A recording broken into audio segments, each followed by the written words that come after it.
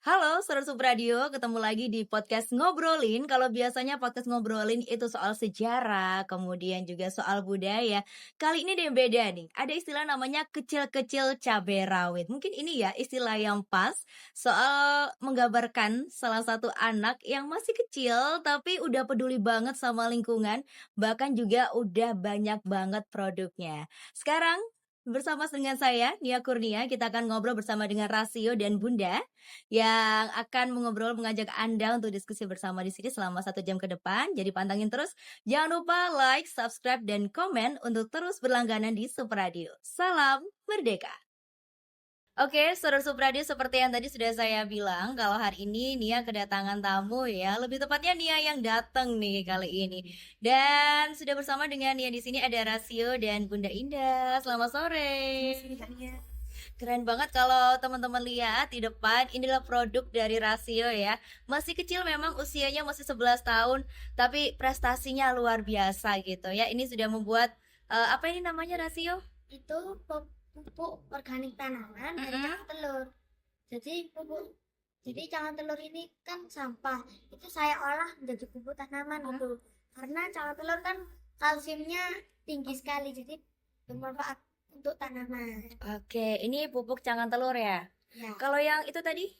kalau yang Situ? ini juga dari cangkang telur, Mm-mm. tapi beda lagi. Kalau yang ini untuk dicampurkan ke makanan atau minuman. Jadi cangkang telurnya sudah diolah menjadi bubuk, Mm-mm. tapi bubuk yang steril. Bubuknya ini juga sudah di lab, Kak. Jadi pasti aman misal mau ditambahkan ke makanan atau minuman. Jadi aman ya. Dan yang paling penting saudara, ini semuanya tuh pure 100% dari limbah rumah tangga ya Rasio ya. Dari cangkang telur, pernah kebayang gak sih cangkang telur yang biasanya kita buang ya? Kalau habis buat martabak kita buang, habis bikin telur dadar juga kita buang. Di sini sama Rasio malah dimanfaatkan, didaur ulang jadi produk yang lebih bagus banget. Ini keren banget loh Rasio. Kan ya jadi penasaran deh Kak, Rasio ini makannya apa sih kok bisa sejenius ini gitu? Apa kesukaannya, apa makanan kesukaannya? Kesukaannya sih mungkin suka makan sate, terus Mhm. juga suka minum susu. Oh, minum susu. Itu berarti kuncinya saudara ya, makan sate dan minum susu. Asalkan jangan tiap hari ya, agak boros juga tuh kalau sate sama susu tiap hari. Dan yang namanya anak ya, Seru Supradio itu di balik anak yang cerdas, anak yang jenius ini pasti ada seorang orang tua yang hebat gitu. Ada Ibunda, ada Bu Indah di sini. Saya mau tanya nih, Bu. Ini rahasianya Rasio usia 11 tahun udah segini nih gimana sih, Bu? Cara mendidiknya dia gimana? Apakah dari kecil udah kelihatan potensinya atau seperti apa? Dari kecil itu kita berikan salah satunya bisa dinyatakan sebagai kebebasan berpikir dan kreativitas ya. Jadi, usia sebelum TK itu kita berikan yang namanya, observasi atau bahasanya pengamatan begitu. Jadi Baik. supaya dia bisa mengetahui atau mengamati kondisi atau realitas yang nyata. Jadi bukan hanya dari gambar Ya. semacam ini tomat bukan, tapi ini gambar tomat gitu. Nah, kalau tomatnya langsung ke hal-hal yang real. Nah, sehingga dengan mengetahui real, dia akan tahu apa ya, kedalaman sesuatu. Baik, misalnya tomat tadi sampai tahu berapa sebenarnya biji tomatnya. Yang masing-masing tomat bisa berbeda-beda. Nah, jadi kalau disimpulkan kita biasakan mengetahui sesuatu secara realnya. Oke. Kenapa terfikirkan untuk mengajarkan hal-hal seperti itu ke anak yang usianya bahkan waktu itu mungkin masih belum bisa membaca, belum bisa menulis gitu, Bu? Ya, jadi justru memang ketika kita mencoba menghayati ya, mendalami, sebenarnya memang cara belajar pada anak itu apa ya? Anak itu justru abstraksi bebasnya itu lebih leluasa sebenarnya. Kreativitasnya juga bisa lebih tumbuh. Kalau anak kecil langsung diberikan suatu yang namanya apa? Memorize aja atau menghafalkan saja itu juga mudah sih sebenarnya. Cuma akhirnya dia ketika menghafal tidak tahu gambaran nyatanya apa. Mungkin dia tahu, misalnya diajari baca Sansevieria kayak yang ada di depan kita gitu ya. Itu dia mungkin bisa baca tulisannya S itu juga tahu, tapi sebenarnya apa sih Sansevieria ini? Nah, itu yang sangat disayangkan kalau anak kecil itu justru tidak diberikan sesuatu yang sifatnya real. Baik. Itu dari usia berapa tadi? Dari usia sebelum TK ya, mungkin 5 tahun, kemudian waktu TK itu terus kita berikan sesuatu yang real, dia belum bisa menulis, dia mengamati sesuatu. Nah, untuk lebih punya energi itu kita lombakan atau apa ya, untuk apa ya, nuansa dia lebih bersemangat kita lombakan, misalnya dengan temannya atau apa dilombakan tuh maksudnya ayo sama-sama mengamati sesuatu. Sesuatu yang sederhana saja boleh, ballpoint boleh, pensil boleh, atau taplak. Ini lebih kompleks ini sebenarnya. Itu begitu. Jadi Oke. ya begitu kan. Iya. Kalau terkait dengan kebebasan berpikir berarti Bu ya? Benar Nah, sekali. itu tuh bagaimana caranya dari orang tua ini tahu kalau anak ini punya potensi di satu hal? Ya ya. Sebenarnya kalau potensi itu kita bisa menggunakan dua cara ya. Kita bisa melibatkan profesional untuk mengidentifikasi kira-kira dia memiliki kecerdasan seperti apa, IQ berapa, kepribadiannya seperti apa. Itu sebenarnya bisa kita libatkan profesional. Tapi kalau memang kita belum sempat melibatkan profesional, kita bisa mencoba trial. Misalnya itu tadi, kita suguhi atau kita sajikan sesuatu ya, misalnya pembelajaran seni, dia seperti apa, kecepatan menuju kecepatan kebisaannya, atau pelajaran menggambar, atau pelajaran yang apa treatment-treatment yang lainnya, treatment-treatment psikomotor yang lebih misalnya gitu. Nah, itu kita bisa mencoba trial. Nah, ketika kebisaan itu bisa lebih cepat di bidang A, berarti si anak itu memiliki suatu kecenderungan atau bakat di situ. Jadi Kalau dulu rasio akhirnya ketemu nih, oh aku pengennya yang soal lingkungan deh, itu gimana rasio? Awalnya sih cuman lihat banyak sampah di rumah mesti kan goreng telur, terus pengen mengurangi sampah itu tapi nggak tahu mau jadi apa gitu. Akhirnya coba baca-baca jurnal, terus kan tahu kalau jangan telur ini punya kandungan kalsium yang tinggi. Akhirnya saya olah gitu jadi pupuk kalsium yang steril sama pupuk tanaman. Oke, tapi pemikirannya sudah kritis sekali Bu ya. Di usia yang masih muda tapi pemikirannya udah lumayan kritis gitu loh untuk di usia anak segitu. bisa begitu. Oke, rasio dulu waktu Bunda memberikan kebebasan sama rasio gitu untuk kebebasan untuk berpendapat, kebebasan untuk berpikir. Itu rasio sempat ada berontaknya nggak? Kayak pengennya main gitu. Kenapa sih disuruh kayak gini gitu? Pernah gitu nggak? Kecil mungkin pernah gitu. Mm-mm. Soalnya kan bosan pengamatan terus, Mm-mm. pengen main gitu. Dulu awal-awal masih ingat gak rahasia pengamatannya itu ngamatin apa? Ngamati barang-barang di rumah itu biasanya ngamatin buku, tanda tulis, terus ngamatin tempat pensil, lalu tempat tisu juga. Terus ngamatin meja kayak gini juga. Habis diamatin terus diapakan? Habis itu dicek apakah benar-benar pengamatannya itu bagus. Juga kan dilombakan gitu, jadi seru aja pengamatan. Berarti dari kecil memang sudah ikut lomba ya Ibu ya? Ya, bukan membayang begitu, tapi istilahnya apa? Ketika dia mengamati sesuatu, itu kan hal yang dia amati itu dicatat ya.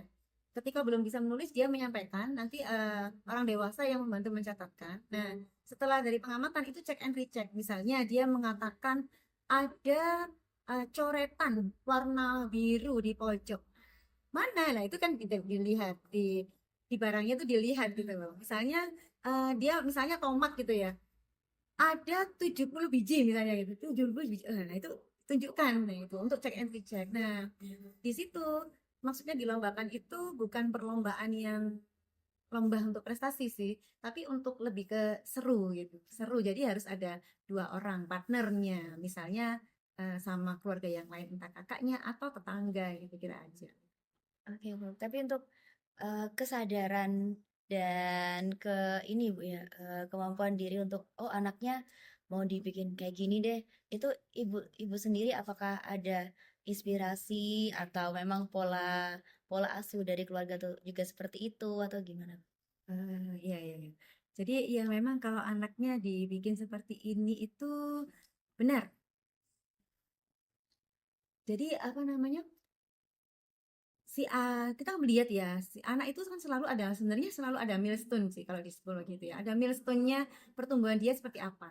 Yang paling awal pastinya kemampuan motorik ya sebenarnya Kak ya. Kemampuan motoriknya, kemudian juga ya itu tadi kita memang kayak tergerak, artinya gini, tergerak melihat generasi sebenarnya. Generasinya itu enggak dari anak sebenarnya, dari yang sudah mungkin SMA atau udah kuliah, terus kemudian sudah kerja. Kok di Indonesia semacam ini ya? Sebenarnya model belajar, observasi atau pengamatan itu sudah banyak sih sebenarnya secara konsep-konsepnya. Tinggal penerapannya kalau di Indonesia itu.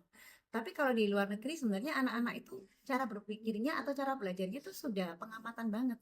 Suatu katakanlah kita tingkat SD gitu ya. Jadi ditunjukkan barang-barang realnya itu seperti apa. Nah, sehingga istilahnya akhirnya kita otomatis kepingin ya generasi mendatang, mungkin dimulai dengan anak kami dan mungkin juga anak-anak Indonesia yang lain itu bisa memiliki karakter berpikir yang bebas, kreatif. Nah, kemudian juga ada kemandirian berpikir. Nah, kalau dia sudah terbuka cara berpikirnya, dia ada kemandirian untuk bisa memecahkan masalah, Kak. Otomatis ada level ya, ada level pemecahan masalah. Jadi mungkin pakai bahasa lain itu apa ya? Bahasanya dia nggak hanya ketergantungan gitu ya sama sekitarnya, tapi dia bisa ada independensi untuk memutuskan memecahkan masalah itu kayak gitu. Mulai di usia berapa, Bu? Anak-anak dengan ini mulai diajak untuk berpikir, ayo nggak main terus deh. Ayo coba deh diobservasi gitu. Sebenarnya itu kalau cara mengajarkannya dengan cara yang asik itu sama dengan bermain sih Kak. Sama dengan bermain. Jadi tinggal modelnya. Misalnya kalau anak-anak kan bermain misalnya Lego, dia juga main Lego. Cuman sebelum main Lego ada gininya. Oke, kita main Lego ya. Kita tujuannya apa? Tinggi-tinggian atau bagus-bagusan atau apa? Nah, gitu. Jadi memang kalau kalau coba saya susun itu ada beberapa hal sih Kak untuk anak-anak itu ya. Untuk anak-anak itu yang selain kebebasan cara mikirnya, kemudian yang berikutnya itu kayak kita perlu ke anak-anak seusia berapapun itu dipastikan dia tahu tujuannya. Wih, kayak kayak ini ya misalnya wah kok berat banget ya. Iya. Ya sebenarnya nggak berat banget. Jadi kayak katakanlah dia makan gitu ya. Ini tujuannya apa? Cuman ngincipin atau untuk sehat atau untuk kenyang aja gitu. Jadi paling nggak kita kasih apa ya pengertian atau stimulus seperti itu. Kayak main Lego tadi, itu sama-sama mainnya. Tapi kalau anak nggak bertujuan ya udah gini aja. Tapi kalau dia tahu tujuannya tinggi-tinggian, dia akan coba tinggi-tinggian itu. Kalau dia tahu tujuannya itu bikin yang kompleks, sehingga orang tua juga begitu. Dia tidak mudah membandingkan anaknya dengan anak lain yang sekiranya menurut orang tua itu dikira tidak bertumbuh gitu loh. Padahal orang tuanya belum kasih tujuan. Misalnya, anakku nggak bisa ya main Lego setinggi itu. Nah, karena memang tujuannya nggak tinggi-tinggian gitu. Nah, itu seperti itu sih, Kak.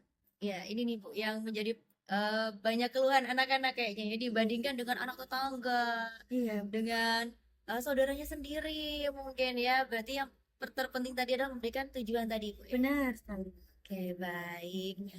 Sangat luar biasa ya, Saudara Super Radio ya. Dan akhirnya bertemu di lingkungan bukan cuma rasio ya kalau tidak salah ya Bu ya, anak jenengan yang ke lingkungan juga. Iya, benar. Dia punya kakak yang usianya 2 tahun, 1,5 tahun atau 2 tahun di atasnya. Kok bisa dua-duanya terjun ke lingkungan, Bu? Apakah jenengan menginfluence, apakah Ibu menginfluence juga dengan cara contoh-contoh atau mungkin juga langsung diikutkan lomba atau gimana, Bu? Ya, dengan contoh juga. Jadi bisa ke lingkungan sebenarnya basicnya tadi tuh lingkungan tuh sebagai suatu sarana aja ya. Basicnya itu dia sebenarnya bagaimana dia bisa berproses ya, berproses, kemudian menikmati proses sampai akhirnya bisa menemukan atau memecahkan masalah atau menemukan solusi. Nah, gitu. Nah, sarananya tuh macam-macam sebenarnya, Kak. Nah, kebetulan ini sarananya kita lewat lingkungan gitu. Karena di lingkungan ini kan sebenarnya lingkungan ini kaitannya sama alam sama orang-orang sekitar ya yang begitu variabelnya kompleks banget lah sehingga di situ lingkungan ini merupakan sarana yang pas karena variabelnya kompleks kemudian juga memunculkan mental dan perasaan kepedulian. Nah itu seperti itu sehingga kayaknya lingkungan ini merupakan sarana yang pas sehingga kita akhirnya memberikan informasi ke anak-anak tentang care-nya, kepedulian ke lingkungan sehingga memang sejak kecil tadi yang usia TK tadi selain pengamatan juga mereka sudah mulai memilah sampah. minimal sampah plastik sama sampah makanan. Karena nanti pengolahan sampah plastik itu kan hancurnya itu lama ya, Iya. dan itu juga menjadi PR ya, PR pemerintah, PR bangsa ini begitu. Kemudian kalau pengolahan sampah itu, food waste itu juga sebenarnya sayang kalau misalnya dibuang, padahal sebenarnya nanti kalau kita kaji food waste itu ada kandungan-kandungan unsur hara yang bisa kembali ke alam. Ya gitu. Oke. Jadi diperkenalkan dengan cara memberikan contoh ya Bu ya. Yes. Bukan dengan kata-kata aja ya Rasio ya. Dulu awal-awal waktu milah sampah sempat bingung dan males nggak Rasio? Ngapain sih ikut pilih-pilih sampah gitu nggak? Ya kalau masih kecil itu mungkin bingung. Soalnya nggak tahu sampah plastik awalnya itu sampah organik atau non organik. Apalagi sampah yang B3 itu nggak tahu dikiranya itu sampah non organik gitu. Jadi agak bingung aja kan bilang. Agak bingung ya. Tapi akhirnya menemukan kesenangannya tuh di bagian mana Rasio soal sampah-sampah itu? Itu kan bisa kita olah. Nah, olahnya itu kan pecahkan masalah. Itu seru aja gitu bisa memecahkan masalah. Oke, keren keren keren. Berarti Rasio ini tipe anak yang banyak ingin tahu ya Bu ya. Nah, curiosity atau ingin tahunya itu kita tumbuhkan. Jadi memang yang bikin anak itu bisa stay atau apa namanya, still want to know itu adalah bagaimana lingkungan sekitar, ya terutama orang tua sebenarnya ya, Iya. itu bisa menumbuhkan rasa ingin tahu. Nah, untuk menumbuhkan rasa ingin tahu itu otomatis eh, kita memunculkan minimal minimal satu pertanyaan, ada apa ya, ini bisa untuk apa ya, nah seperti itu, sehingga nanti digali. Penggaliannya macam-macam sih, kalau sekarang kan ada Google, ada ChatGPT, ada penggaliannya macam-macam. Tapi kebetulan di tempat kami saya mencoba sudah memberikan pengertian ke anak-anak ya, no ChatGPT, no Google. Dalam artian no-nya itu begini, no itu kalau langsung ditangkap, artinya kita butuh pemecahan tuh langsung cari, enggak. Meskipun di Google atau di jurnal, pasti juga sudah mengenal jurnal-jurnal ya. Itu bukan hanya satu jurnal atau bukan hanya satu statement dari seseorang. Jadi kita kumpulkan beberapa statement, di situ kita lihat adakah logika yang sama, adakah logika yang nggak nyambung lah gitu. Nah itu nanti disitulah sebenarnya fungsi pemecahan itu ada di situ. Bukan fungsi pemecahan itu bukan langsung mencari, tapi fungsi pemecahan itu di analisanya gitu kan. Oke, baik. Berarti memang cukup kompleks ya untuk anak seusia Rasio ya. Tapi akhirnya Ya, bisa juga begitu. bisa. Asal dengan bahasa yang tertangkap juga. Kemudian contoh sebenarnya cangkang telur itu simple ya, karena cangkang telur juga ada di sekitar dia atau di sekitar kita. Dianya juga makan telur, kitanya juga makan telur. Sama-sama tahu cangkang, sederhana banget. Nah, tinggal nanti kita cari adakah riset-riset sebelumnya mengenai kandungannya. Nah, itu bisa mempermudah. Kalau ingin tahu kandungannya langsung dites kan juga bisa sebenarnya.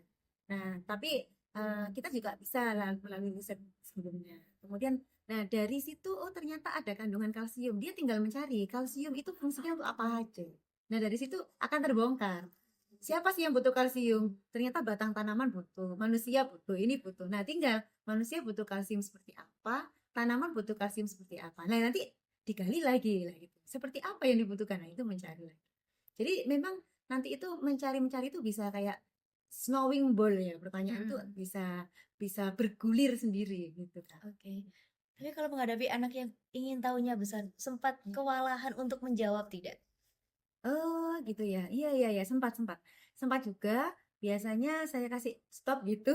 Atau ya sebenarnya ya sempat juga pertanyaannya. Tapi apa ya? Kadang-kadang agak kita berikan spare time gitu ya. Maksudnya gini. Ya sebentar nanti akan kita jawab. Atau salah satunya begini.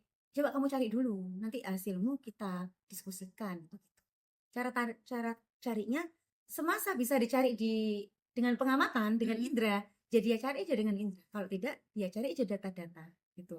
Nanti data itu biasanya yang kita diskusikan gitu Kak. Baik, berarti bukan dibilang tidak tahu begitu Bu ya, tapi diusahakan dulu untuk dijawab. Ya, pernah juga sih kita bilang kalau manusia itu ya nggak selalu tahu gitu. Misalnya dia juga menganggap pasti orang tuanya itu tahu semua. Nah, kita juga kasih kalau kita itu nggak selalu tahu begitu. Makanya itu ilmu pengetahuan akan berkembang terus karena kita nggak selalu tahu gitu. Oke, keren banget. Berarti Rasio udah fokus ke lingkungan udah berapa tahun kalau ini dari awal? Udah 2 tahun lebih sih. 2 tahun lebih? Ya dari kelas 4. Oh, itu gimana cara tetap, kalau kata orang-orang kan memulai itu susah ya Bunda ya, tapi kan lebih susah adalah konsisten. Nah, gimana cara agar tetap konsisten Rasio? Aslinya pas kelas 5 itu sudah mau nyerah sih, tapi tetap selalu dikasih semangat sama keluarga. Terus ngambil cangkang telur untuk mengolahnya menjadi pupuk, sama jadi pupuk kalsium ini juga selalu dibantu, disupport gitu. Jadi akhirnya bisa semangat lagi. Oke. Sempat ada omongan-omongan nggak Bu dari tetangga, kok ambil cakar telur sih, kok ambil sampah kayak gitu-gitu? Hmm, Atau malah ya. mendukung Kalau warga sekitarnya? tetangga, kayaknya mendukung, malah mendukung. Misalnya kayak Ibu RW begitu ya, gitu, malah support karena juga akhirnya memberikan dampak kan ke anak-anak yang selainnya. Kita coba kasih, kita itu dalam arti saya dan anak-anak ini ya, itu langsung, kan dia langsung ke anak-anak seusianya dia. Kayak cerita gitu ya, kita kita ajak ngumpul seperti ini, kemudian dia bisa cerita, bisa dengan bahasa lain presentasi gitu ya, tapi dengan cerita yang lebih alami, kemudian juga mengajak untuk mengolah bersama, yang memunculkan keseruan-keseruan gitu loh. Misalnya kayak buat kaligrafi bersama dari cangkang telur, tuh, yang mereka bisa lah gitu. Ya, sehingga mereka merasa seru ya, apalagi kalau hasilnya kita apresiasi, kita berikan nilai atau dilombakan, dikasih hadiah begitu teman-temannya. Nah, sehingga anak-anak sekitarnya lebih ada kegiatan yang lebih positif. Nah, dari situ tetangga malah seneng kan gitu, malah support. Oke. Bunda, ini kan rasio luar biasa ya, masih usia 11 tahun ya sekarang ya. Iya. Berarti dari 2 tahun yang lalu sudah berkecimpung di lingkungan-lingkungan seperti ini. Iya. Mungkin bisa dibagikan tipsnya Bunda kepada orang tua yang bagaimana caranya untuk mengetahui potensi anaknya dan membimbing potensi itu tadi seperti apa? Oke, oke, oke. Ya, sekiranya kalau mengetahui potensi tadi kan bisa lewat profesional, tapi kalau mungkin kita belum sempat ke profesional semacam psikolog anak, kita bisa melakukan treatment yang pertama diberikan kebebasan berpikir. Kalau menurut saya metode observasi atau pengamatan tadi itu sebenarnya bisa digunakan untuk akhirnya menumbuhkan rasa ingin tahu nantinya seperti itu. Kemudian setelah dari profesional diberikan treatment pengamatan, kemudian diberikan ruang ya. Diberikan ruang itu artinya diberikan kesempatan gitu untuk melakukan aktivitas itu. Nah, dan jangan lupa yang selanjutnya diapresiasi. Dengan apresiasi bukan hanya kamu hebat, kamu ganteng, bukan begitu, tapi terima kasih sudah mau berusaha bikin kayak gini. Terima kasih sudah mau konsisten. Terima kasih sudah punya ide. Ya, baik. Insya Allah seperti itu. Iya. Rasio, kedepannya ada target apa lagi setelah ini? Ini kan udah bikin produk nih. Ini udah dipasarkan belum?